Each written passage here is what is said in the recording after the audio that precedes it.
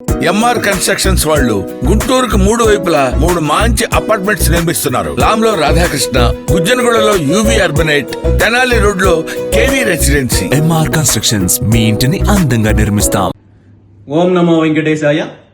ఇప్పటికైనా ప్రభుత్వానికి కనువిప్పు కలిగి తిరుమల కొండల పాదాల చెంత ఉన్న అలిపిరి వద్ద ఉన్న స్థలాన్ని ప్రైవేట్ హోటల్స్ కేటాయిస్తూ జారీ చేసిన జీవో నంబర్ 24ను రద్దు చేస్తూ ప్రకటన చేసిన ముఖ్యమంత్రి చంద్రబాబు నాయుడు గారికి మనస్ఫూర్తిగా ధన్యవాదాలు తెలియజేస్తూ, ఈ భూ కేటాయింపుల రద్దు కోసము నాతో పాటు పోరాటం చేసిన స్వామివారి భక్తులకు, స్వామీజులకు మనస్ఫూర్తిగా ధన్యవాదాలు తెలియజేస్తూ, కేవలము భూ కేటాయింపుల రద్దుతో సరిపెట్టుకోకుండా ఈ స్థలాన్ని వెంటనే టీటీడీకి అప్పచెప్పి ఆ స్థలంలో స్వామివారి భక్తులకు కావాల్సిన సౌకర్యాల కోసము, అదేవిధంగా వసతి సౌకర్యాల కోసం వినియోగించాలని చెప్పి టీటీడీ యాజమాన్యాన్ని, ప్రభుత్వాన్ని కోరుకుంటున్నాను.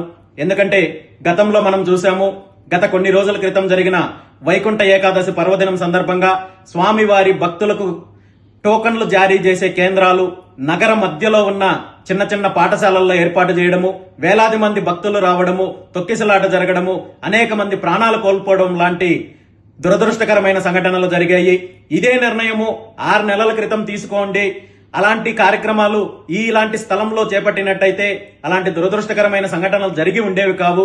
ఏది ఏమైనా ఇప్పటికైనా ముఖ్యమంత్రి చంద్రబాబు నాయుడు గారు ఒక మంచి నిర్ణయం తీసుకున్నందుకు ధన్యవాదాలు తెలియజేస్తూ, దాంతోపాటు ఈరోజు తిరుమలలో పనిచేస్తున్న అన్య మతస్థుల ఉద్యోగులకు సంబంధించి కూడా ముఖ్యమంత్రి గారు ప్రకటన చేయడం జరిగింది.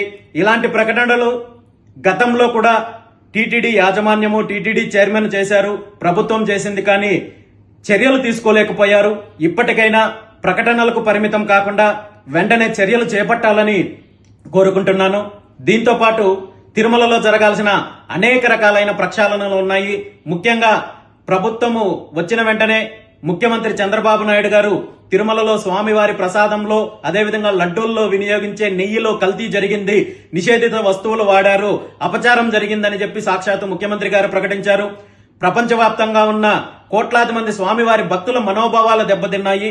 దీనికి శాశ్వత పరిష్కారంగా టీటీడీ ఆధ్వర్యంలోనే ఒక డైరీ ఏర్పాటు చేయాలి, ఆ డైరీ ద్వారా వచ్చే నెయ్యిని ఉపయోగించాలని చెప్పి ప్రపంచవ్యాప్తంగా ఉన్న కోట్లాది మంది స్వామివారి భక్తుల నుండి వినతులు వచ్చాయి. దీని మీద కూడా ప్రభుత్వం ఒక సానుకూలమైన నిర్ణయం తీసుకోవాలని చెప్పి కోరుకుంటున్నాను. దాంతోపాటు దర్శన విధానంలో మార్పులు తీసుకురావాల్సిన అవసరం ఉంది. ఎందుకంటే ప్రతిరోజు స్వామివారి దర్శనాని కోసము వేల మంది, లక్షలాది మంది దేశవ్యాప్తంగా భక్తులు వస్తున్నారు.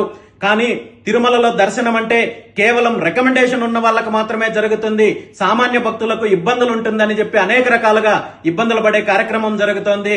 కాబట్టి సామాన్యుల దగ్గర నుండి విఐపీల వరకు ప్రతి ఒక్కరికి కూడా ఒకే రకమైన దర్శన విధానాన్ని ఏర్పాటు చేసే దిశగా కూడా టీటీడీ యాజమాన్యం, ప్రభుత్వం నిర్ణయం తీసుకోవాల్సిన అవసరం ఉంది. టీటీడీ అంటే, తిరుమల అంటే పూర్తిగా రాజకీయాల నుండి, వ్యాపారాల నుండి ప్రక్షాళన గావించి విముక్తి కలిగించి స్వామివారికి, స్వామివారి భక్తులకు మరింత మెరుగైన సేవలు చేసే దిశగా నిర్ణయాలు తీసుకుంటారని చెప్పి ఈ సందర్భంగా ప్రభుత్వాన్ని, టీటీడీ యాజమాన్యాన్ని కోరుకుంటున్నాను. Thank you.